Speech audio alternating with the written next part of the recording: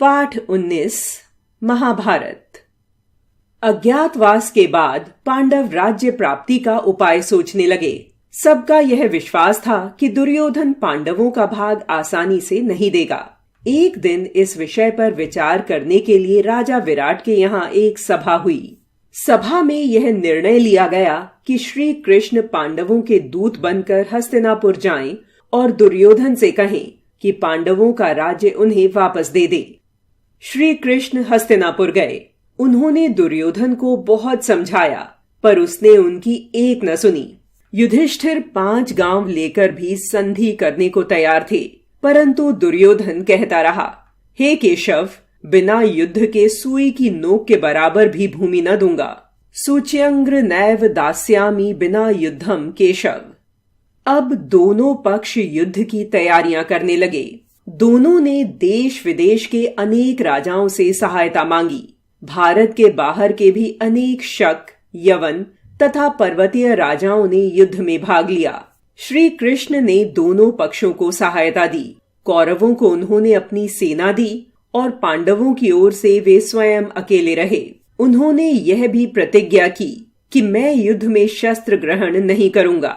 कौरवों और पांडवों की सेनाएं जब युद्ध के लिए सुसज्जित होकर आमने सामने खड़ी हो गईं, तो अपने ही बंधु बांधवों और गुरुजनों को युद्ध के लिए सामने खड़ा देखकर अर्जुन के मन में मोह उत्पन्न हुआ। वह कहने लगा, मैं इन स्वजनों से युद्ध न करूंगा। परंतु श्री कृष्ण ने समझाया कि क्षत्रिय का परम कर्तव्य है धर्म की रक्षा के लिए युद्ध करना। आत्मा तो अमर है, न कोई मरता है न मारता है, इसलिए मोह छोड़कर युद्ध करो। श्री कृष्ण के उपदेश से अर्जुन का मोह दूर हुआ और वह युद्ध के लिए तैयार हो गया। फिर क्या था, रणभेरी बज उठी और दोनों सेनाओं ने एक दूसरे पर प्रबल आक्रमण कर दिया। धनुषों की टंकार और वीरों की हुंकार से आकाश गूंज उठा। लोथ पर लोथ गिरने लगी। भीष्म, द्रोण, अर्जुन और अभिमन्यु का हस्त लाघव देखने योग्य था। किसी ने आग्नेय अस्त्र का प्रयोग किया जिससे आग लग गई, तो किसी ने वरुणास्त्र से जल बरसाकर आग को शांत कर दिया। एक ने शूल फेंका तो दूसरे ने उसे बीच में ही नाराज से खंडित कर दिया। भीम की गदा तो प्रलय ढा रही थी, जो उसकी चपेट में आता धराशायी हो जाता। कई सहस्र वीर पहले ही दिन रणभूमि में खेत रहे। पितामह भीष्म ने 10 दिन तक कौरवों की सेना का नेतृत्व किया और अपनी प्रतिज्ञा के अनुसार प्रतिदिन 10,000 सैनिकों का संहार किया।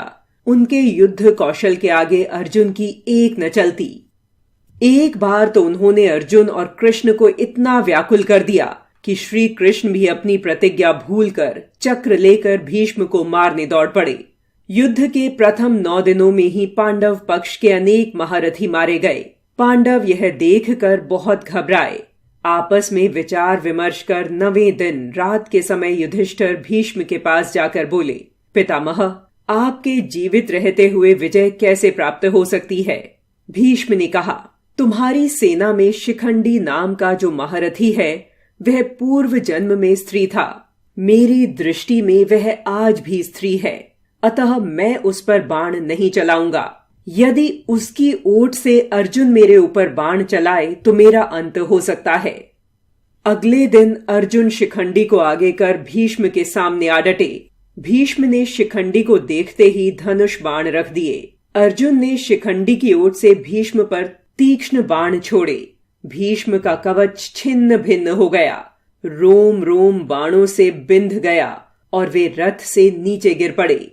परंतु नीचे गिरकर भी उनके शरीर का स्पर्श पृथ्वी से नहीं हुआ। उनके शरीर में बिंधे हुए बाण उनकी शया बन गए और इसी शर शया पर वे बहुत दिनों तक लेटे रहे। भीष्म का पृथ्वी पर गिरना था कि कौरवों की सेना में हाहाकार मच गया। वे पांडवों के भी पूज्य थे, अतः पांडवों को कम दुख न हुआ। युद्ध बंद हो गया। अब दोनों पक्ष के लोग उनके पास एकत्र हो गए और शोक प्रकट करने लगे। भीष्म ने कहा, आप लोग दुखी न हों, मैं अभी मरूंगा नहीं। मुझे अपनी पिता से इच्छित मृत्यु का वरदान मिला है। 11वें दिन द्रोणाचार्य कौरवों के सेनापति बने। उन्होंने प्रतिज्ञा की कि मैं युधिष्ठिर को जीवित पकड़कर दुर्योधन को सौंप दूंगा, पर कृष्ण के रथ संचालन और अर्जुन के रण कौशल के आगे उन्हें यह सफलता न मिली। अपने सेनापति बनने के तीसरे दिन द्रोणाचार्य ने चक्रव्यूह का निर्माण किया, जिसमें अभिमन्यु का नृशंसतापूर्ण वध हुआ। यह पांडव पक्ष की बहुत बड़ी क्षति थी। युद्ध के 15वें दिन दोपहर तक द्रोण ने पांडव पक्ष के अन्य अनेक महारथियों का संहार कर डाला।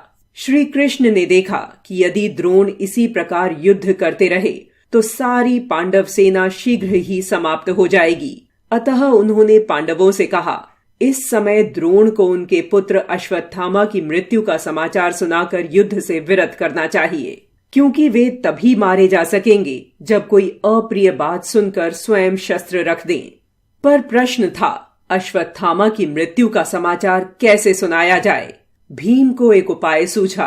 पांडवों की सेना में अश्वत्थामा नामक एक हाथी था। भीम ने उसे मार डाला और द्रोण के पास जाकर उच्च स्वर में कहा, अश्वत्थामा मारा गया, अश्वत्थामा मारा गया। द्रोण को सहसा भीम की बातों पर विश्वास नहीं हुआ। वे जानते थे कि अश्वत्थामा को मारना हंसी खेल नहीं। अतः उन्होंने युधिष्ठिर से पूछा, क्या भीम की बात सच है? युधिष्ठिर हिचकते हुए बोले, हाँ, अश्वत्थामा मारा गया, किंतु हाथी।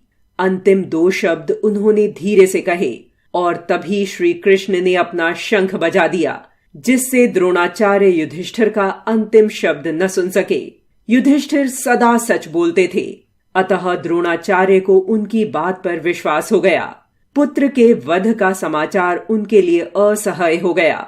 वे युद्ध से विरत होकर ईश्वर का ध्यान करने लगे।